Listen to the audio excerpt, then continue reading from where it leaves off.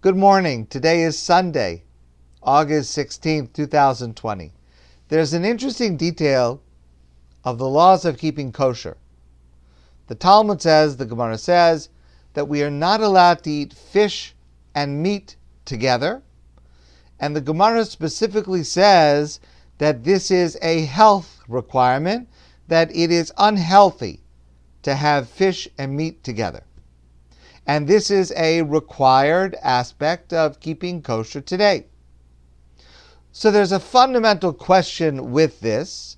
The Talmud has a lot of health-related instructions, and we are, of course, required to follow health-related instructions. We've been talking about that for months.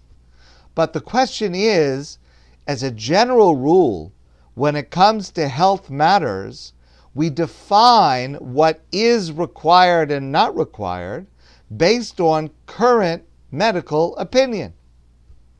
For example, a few decades ago, once the concerns about smoking reached a consensus within the medical world that smoking was unhealthy, then smoking became prohibited. Before that, it was not prohibited.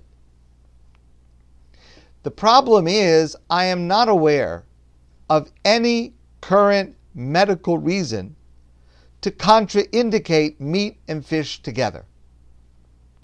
So if we were going to use the normal rule that we follow current medical advice, it's hard for me to understand why this particular practice should still be applicable. So I don't have an answer to this question.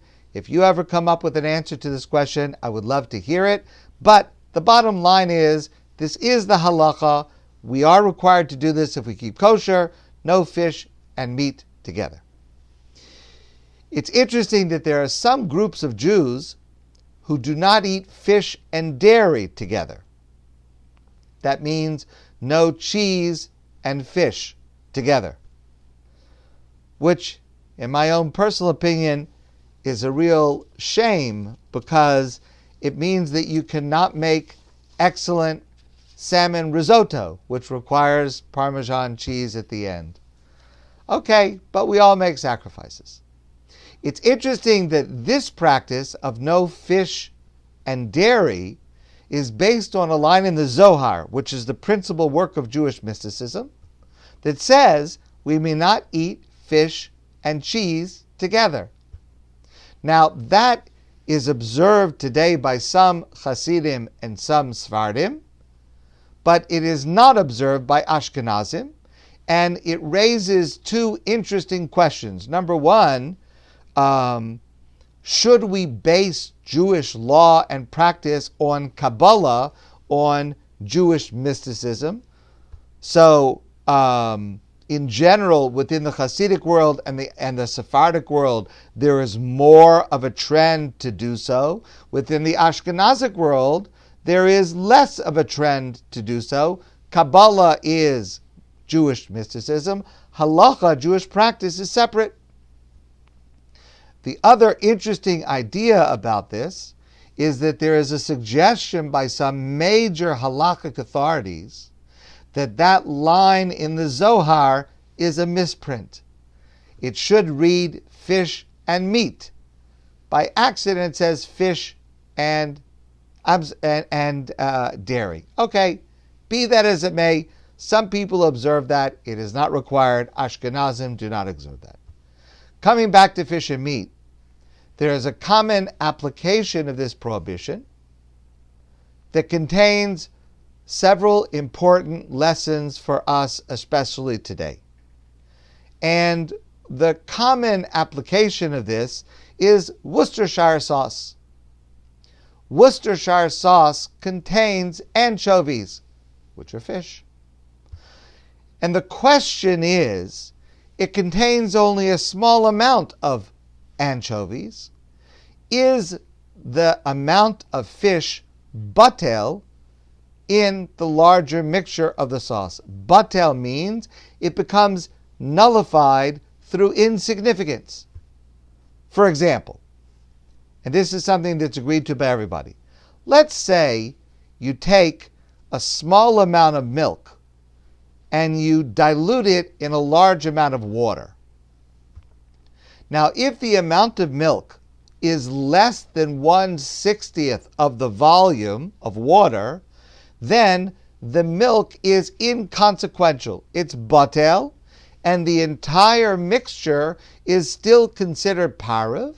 That means that you're allowed to put that mixture into a pot of meat, into a pot of chicken soup, because the milk is as if it does not exist. What about fish? If you take a small amount of fish and it's less than 1/60th of the overall amount of the liquid or the sauce, does it become nullified so that you can add the sauce to meat? Or do we say, no, even a small amount of fish, even less than 1/60th, will still be prohibited in the final result? So there are two opinions about that matter. One opinion says, famous phrase, we're going to come back to it later also, sakanta chamura me'isura, which means when something is prohibited because it is unhealthy, the prohibition is more strict and more stringent than if it is prohibited because of a Torah prohibition. The Torah prohibits meat and milk together. If it's less than 1/60th, the Torah does not prohibit it. But if it's something that is unhealthy, that is stricter than a prohibition, a ritual prohibition, and therefore this opinion says that we are not allowed to have fish and meat together, even if the fish was already mixed less than 1/60 in another mixture before adding to the meat. That's the first opinion. The second opinion says, I agree with the principle that that something that is unsafe is more strict than something that is prohibited according to the laws of the Torah.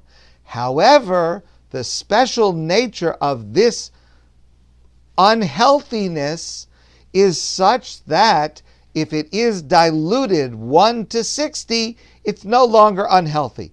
And therefore, the 1/60 rule still applies. Different kashrus organizations and different authorities follow different opinions. The OU follows the second, more lenient opinion, and therefore you'll find the following interesting thing. There is a brand of Worcestershire sauce called Liam Perrins. On Liam Perrins' Worcestershire sauce, which is certified kosher by the OU, you will see the symbol says OU fish. And that indicates that the amount of anchovies in the finished product is more than 1/60th of the finished product. And the OU is saying, according to all opinions, that should not be used together with meat. However, there's another brand of Worcestershire sauce, also supervised by the OU, made by Heinz. Heinz Worcestershire sauce simply has an OU, no fish designation next to it. The reason for that is because the amount of anchovies in the Heinz sauce is less than 1/60. So the OU is saying it is permissible to use that brand with fish, but the other brand should not be with meat, but the other brand should not be used together with meat. Regardless of which opinion you want to follow, the principle that underlies this is undisputed. Sakanta chamura me'isura. What is unhealthy or dangerous to our safety or health is a more stringent prohibition than what is prohibited according to the other laws of the Torah. In other words, however cautious you are, however stringent you are about keeping kosher, or about observing Shabbos, or about being careful not to lie, you should be more cautious, more stringent when something has a health requirement or a safety requirement. And for us today, the application is clear, which we've shared many times. The requirement to wear masks, the requirement for physical distancing, for hand washing, for following the rules on isolation and quarantine, those must be followed in a more strict fashion than the other laws of the Torah that we are strict about. I'm very happy to say that many Jews are following this and observing the laws of staying safe and acting in a healthy manner even more stringently than observing prohibitions. And that is what the halacha is, and that is what should be done. Sadly, many Jews are not doing this. Many Jews are looking for loopholes or openly violating these health requirements, while at the same time being scrupulous about keeping kosher, about observing Shabbos. Such behavior is hypocritical, and it is in violation of the clear halacha in the Gemara, in the Talmud. And I would wish that all Jews would review the laws of fish and meat together to remind themselves that that requirement is more strict than kosher and non-kosher, than meat and milk mixed together. And I also urge you to make salmon risotto. It is an excellent, excellent dish. My friends, I want to wish you a great day, and I look forward to seeing all of you soon in person.